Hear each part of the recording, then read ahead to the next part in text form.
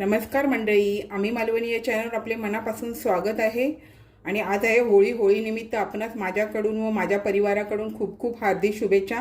आता होळीनिमित्त आज मी आपणास पुरणपोळीची रेसिपी दाखवणार आहे. चला तर आपण मग ही रेसिपी पाहायला घेऊया. हे बघा, मी डाळ भिजत ठेवलेली 2 ते 2.5 तासच झालेली आहे. छान आपली अशी डाळ भिजलेली गेली आहे. जास्त वेळ नाही, फक्त 2 ते 2.5 तास भिजत ठेवली तरी चालेल. मी स्वच्छ धुवून भिजत ठेवलेली आणि जे आता पाण्यात आपण भिजत ठेवलेली तेच पाणी आपल्याला ही डाळ उकडायसाठी घ्यायचं आहे. आता त्याच्यामध्ये आपल्याला थोडासा कलर येण्यासाठी जरा डाळीमध्ये आपल्याला हळद घालून घ्यायची आहे. थोडंसं अगदी मीठ घालून घ्यायचं आहे. त्याने पटकन आपली डाळ शिजली जाते. आणि 2च शिट्या काढून घ्यायच्या आहेत. थोडं तेल घालायचं आहे, डाळीतलं पाणी उतू जाऊ नये म्हणून, कारण आपल्याला त्या पाण्याची कटाची आमटी करायची आहे. म्हणून आपण आता ह्याला फक्त 2 शिट्या काढून घेणार आहे, कारण जास्त मेन झालं तर एकदमच मेन होऊन जातं. त्यामुळे 2 शिट्या काढून घ्यायच्या. आता मी हे कुकरला लावते. डाळ शिजते तोपर्यंत आपण हे गव्हाचं पीठ, आणि मी अर्धा वाटी म्हणजे 1 वाटी गव्हाचं पीठ ते 1 वाटी मैदा घेणार आहे. ते आपल्याला चाळणीने छान चाळून घ्यायचं आहे. तुम्हाला कपड्यामधून चाळून घ्यायचं असेल तरी तुम्ही घेऊ शकता. आता हे मी आपली मैद्याची चाळण असते ना, तिने छान असं चाळून घेते व्यवस्थित. हे बघा, आता मी गव्हाचं पीठ चाळून घेतलं. आता हा मी मैदा घेतलेला आहे. मैदा पण तेवढाच घेतलेला आहे. जेवढी वाटी गव्हाचं पीठ तेवढ्या वाटी मैदा. अशा प्रकारे आपण चाळून घेऊया आणि मग पीठ मळायला घ्यायचं. आता आपण ह्यामध्ये मीठ आणि हळदीचं पाणी वापरणार आहे. जरा हळदीचे घातलं ना तर जरा पुरणपोळ्या आपल्या कलरला दिसायला छान दिसतात. त्यामुळे थोडं थोडं पाणी घालून आपल्याला असं हे पीठ मळून घ्यायचं आहे. आता हे मी थोडं थोडं पाणी घालून संपूर्ण पीठ मळून घेते आणि मग तुम्हाला दाखवते. हे बघा, आपल्याला जेवढं पाणी घेतलं आहे तेवढं हे पाणी थोडं थोडं करून लागणार आहे. आता हे पीठ मी व्यवस्थित असं मळून घेते. हे बघा, आता आपण पीठ मळून घेतलं आहे. आता आपल्याला त्यामध्ये तेल घालून आणि थोडंसं पुन्हा पाण्याचा हात असं करून आपल्याला हे व्यवस्थित असं मळून घ्यायचं आहे. आता हे मी छान असं मळून घेते.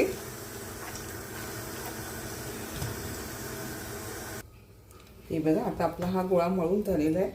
पण आपल्याला अजून पुरण करायचं आहे. त्याच्यामुळे ओल्या कपड्यामध्ये, म्हणजे ओला रुमाल आहे त्याच्यामध्ये हे असं बांधून ठेवते. चांगलं असं पीठ येतं. आणि असं हे थोड्याशा पाण्यामध्ये आपल्याला हा गोळा घालून ठेवायचा आहे. भरपूर तुम्ही पाणी घातलं तरी चालेल. मी थोड्याशा पाण्यामध्ये घालून ठेवते. नंतर आपल्याला बनवायच्या टायमाला मळून घ्यायचं पुन्हा. हे बघा, आपण अगदी 2 शिट्ट्या काढून घेतल्या, पण डाळ छान मेंदली गेली. आणि आपल्याला ह्या पाण्याचा काट करायचा, त्यामुळे गाळून घ्यायचं. हे बघा, आता आपण हे गाळून घेऊया मस्तपैकी. थोडंसं जरासं गरम असतानाच आपल्याला हे बारीक करून घ्यायचं आहे. नंतर मी गूळ घालते त्याच्यामध्ये. हे बघा, बऱ्यापैकी आपलं आता हे पाणी आलेलं आहे. आपल्याला आता हे बारीक करून घ्यायचं आहे. कटाचं पाणी आले ना, त्यात आपल्याला थोडीशी अशी डाळ घालून घेऊया, कारण जराशी डाळ असलेली बरी. हे बघा, आता हे मी ज्या चाळणीवर ठेवलं आहे त्याच चाळणीमध्ये बघा किती छान असं मेन होतं आहे. तर आता अशा प्रकारे मी ना ह्या चाळणीमधूनच ह्याला बारीक करून घेते. मग गुळाचा वापर करते. छान 2 शिट्यामध्ये. आणि मी 2.5 तास भिजत ठेवलेली. आणि आपण मीठ वगैरे टाकतो ना, त्याच्यामुळे डाळ लवकर शिजली जाते. आता मी हे अशा प्रकारे चाळणीमध्ये सर्व बारीक करून घेते. वेगळं पातेलं वगैरे काढून घ्यायची गरज नाही. ह्याच्यावरच सगळं होऊन जातं. आता हे मी करून घेते सर्व अशा प्रकारे. हे बघा, अशी पडत राहणार खाली. हे बघा, छान असं आपलं चाळणीमधून आपण आता बारीक करून घेतलं आहे. आता आपल्याला यामध्ये गूळ घालायचं आहे. हे बघा, आता आपल्याला ह्याच्यामध्ये जेवढी चण्याची डाळ घेतलेली तेवढं गूळ घालायचं. थोडीशी साखर पाहिजे तर तुम्हाला घालायची असेल तर तुम्ही घालू शकता. त्याने थोडासा घट्टपणा पण येतो. तर आपण हे गूळ, म्हणजे मी बारीक गॅस करून ठेवलं आहे, जेणेकरून गूळ व्यवस्थित असं विरघळलं जाईल. तर गूळ विरघळू देऊया आपण ह्यामध्ये. हे बघा, बऱ्यापैकी आता ह्यातलं गूळ हे विरघळलं गेलेलं आहे. आता आपल्याला हे कसं आहे ना, आपल्याला हे पुरणपोळीचं सारण आहे ना, ते पूर्ण घट्ट होईपर्यंत, हे जे पुरण असतं ना, घट्ट होईपर्यंत आपल्याला करून घ्यायचं आहे. आता मी हे घट्ट होईपर्यंत करून घेते.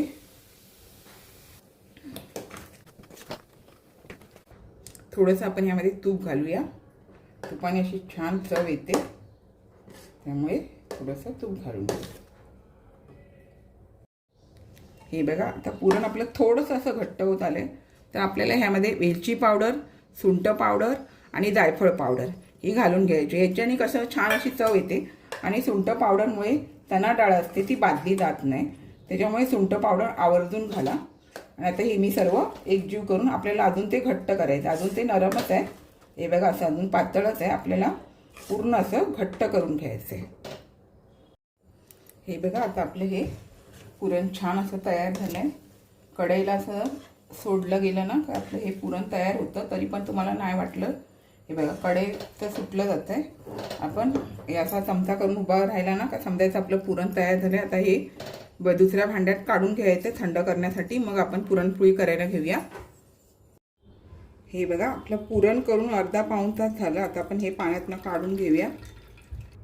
हे बघा असं अलगत असं आपलं पीठ आलं आहे. मस्त बघा पीठ आलं आहे, छान एकदम नरम झालं आहे बघा मस्त असं. आता आपल्याला हे तेल आणि पाणी असं हात लावून थोडंसं, आता पाणी लावायची गरज नाही. आता आपल्याला तेलाचाच हात लावून आपल्याला व्यवस्थित असं छान असं मळून घ्यायचं. आता हे मी व्यवस्थित मळून घेते.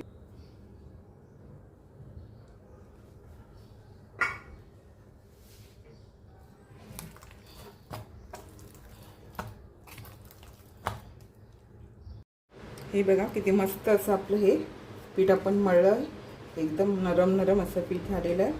आता आपण करायला घेऊया. हे बघा आता आपण असे गोळे करून घेतले, पुरणाचे पण आणि पिठाचे पण. आणि बाकीच्या पिठाचं झाकून ठेवायचे जेणेकरून सुकू नये म्हणून ओल्या कपड्याने.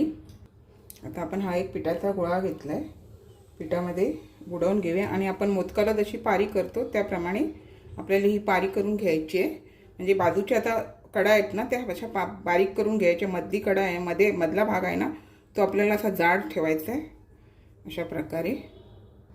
आता आपल्याला ह्यामध्ये हा पुरणाचा गोळा घालून घ्यायचा आहे. जसं का आपण मोदकामध्ये जसं सारण घालतोय ना तशाप्रमाणे असं हे घालून घ्यायचं आहे. आणि ही अशी साईडची कडा आपोआप अशी वर येत राहणार. हे असं खाली दाबत राहायचं, तर हे वर येत राहणार. हे बघा अशा प्रकारे. आणि मग नंतर असं मोदकाला जसं जवळ करतो तसं आपल्याला हे असं जवळ करून घ्यायचं. एक्स्ट्राचं जर पीठ आलं तर काढून घ्या, नाही आलं तर तिथेच दाबून टाका. असं आहे हे बघा. आता हे माझं एक्स्ट्राचं पीठ आलं आहे तर मी हे काढून घेणार. हे बघा असं थोडंसं.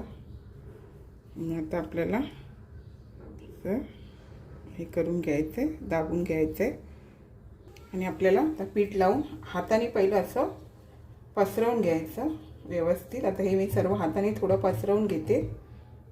हे बघा बऱ्यापैकी आपण आता हे हाताने पसरवून घेतले. आता आपल्याला अलगट लाटून घ्यायचं आहे. हे बघा मी काय केलं आहे, गव्हाच्या पिठामध्ये थोडंसं तांदळाचं पीठ मिक्स केलं आहे, त्याच्यामुळे आपली ही पुरणपोळी व्यवस्थित अशी सरकली जाते आणि आपल्याला व्यवस्थित असं लाटता येतं. आता हे पुरणपोळी जरा सांभाळून करायला लागते. तुम्ही या पोलपाटाला कपडा लावलात तरी चालेल. हे बघा व्यवस्थित असं पुरण चारी बाजूनी जातं हाताने जर तुम्ही करून घेतलात तर. ही बघा आपली पुरणपोळी आता ही व्यवस्थित अशी झालेली आहे. आता आपण ही भाजून घेऊया. हे बघा आता आपण तवा असा छान तापवून घेतला आहे, त्यावरती आपल्याला ही पुरणपोळी घालून घ्यायची आहे. थोडंसं असं झाली ना एक बाजू की आपल्याला हलगर्जीने पलटी करून घ्यायची अशी.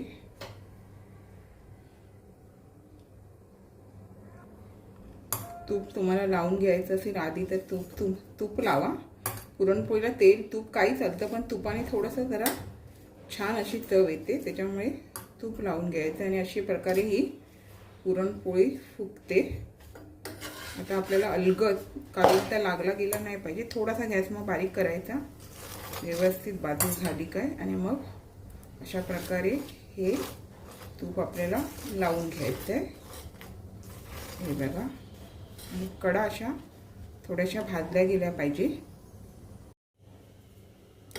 हे बघा मस्त अशी आपली पुरणपोळी फुगते पण आणि छान अशी खरपूस भाजली जाते. आता आपल्याला ही कडा भाजून घ्यायचे व्यवस्थित. आता ही बघा मस्त झालेली आहे. आता आपण अशी काढून घेतो. हे बघा अजून एक दाखवते. एक बाजू वाटली की लगेच पलटी करायचं आणि तूप तुम्हाला लावून घ्यायचं असेल तर लावून घ्या. हे बघा छान असे आपल्या पुरण व्यवस्थित झालं ना तर पुरणपोळ्या छान येतात. अलगद आपल्याला पलटी करून घ्यायची.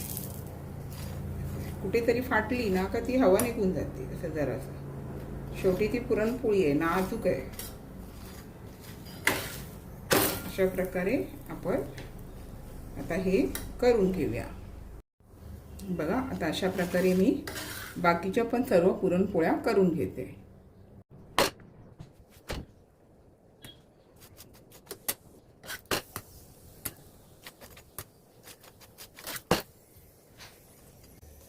हे बघा आता अशाच तऱ्हेने मी ह्या ज्या पुरणपोळ्या झालेल्या आहेत तशाच बाकीच्या पण अशाच प्रकारे करून घ्यायच्या. छान होतात मस्तपैकी, व्यवस्थित अशा फुगतात. कुठेतरी फाटली गेली की हवा बाहेर निघते एवढंच. बाकी मस्त अशा आपल्या पुरणपोळ्या झालेल्या आहेत. कडा थोडीशी अशी भाजून घ्यायची. मी आता अशा प्रकारे होळीच्या निमित्ताने मी तुम्हाला पुरणपोळी दाखवलेली आहे. आपण व्हिडिओ स्किप न करता पहा, मस्त झालेले आहेत. चला आता मी बाकीच्या पण अशाच करून घेते.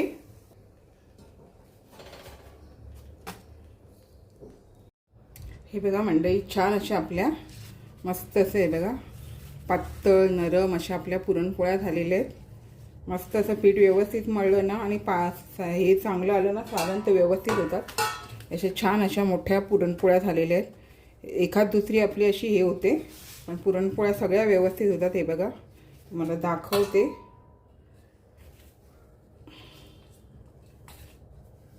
हे बघा मस्त असं पुरण चारी बाजूनी होऊन जातं. अशा प्रकारे आपण मस्तपैकी पुरणपोळी खा होळीनिमित्त. अशा छान पुरणपोळ्या झालेल्या आहे. आपण पण होळीला आता रंगपंचमीच्या दिवशी पण काय आलेलं आहे, मंगळवार आलेला आहे. त्या रंगपंचमीच्या दिवशी तरी पण तुम्ही पुरणपोळ्या करून खाल्ल्या तरी पण तुम्हाला बरं पडेल. यावेळेला वारच तसा आलेला आहे त्याच्यामुळे आपण नक्की खा. हे बघा मंडळी छान असं मी आपणास मस्त अशा नरम अशा पुरणपोळ्या करून दाखवलेल्या आहेत. अशाच नवनवीन रेसिपी किंवा इतर व्हिडिओसहित मी आपणास कायम भेटतच असते. आपण माझ्या चॅनलला लाईक शेअर सबस्क्राईब हाईप करायला विसरू नका. चला तर आता इथेच थांबते.